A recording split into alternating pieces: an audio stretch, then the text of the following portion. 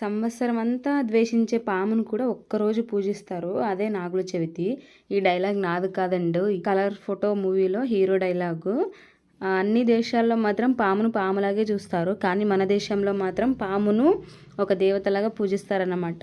So నిన్న నాగుల చవితి కదా, మేమైతే పాలు పోసుకున్నాం అనమాట. ఇలా సింపుల్గా టెంపుల్ దగ్గరికి వెళ్ళి పాలు పోసేసుకొని వచ్చేసాము.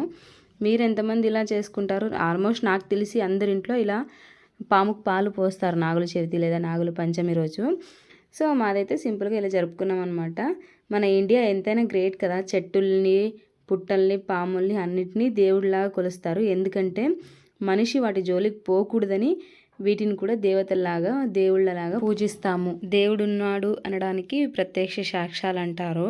సో దేవుడు ఉన్నాడనంటేనే మనిషి భయపడడం లేదు, ఇన్ని తప్పులు చేస్తున్నాడు. ఒకవేళ దేవుడు లేదంటే ఇంకెన్ని తప్పులు చేస్తాడేంటో. ఓకే ఫ్రెండ్స్, వీడియో నచ్చితే లైక్ చేయండి. Bye bye. Thank you for watching.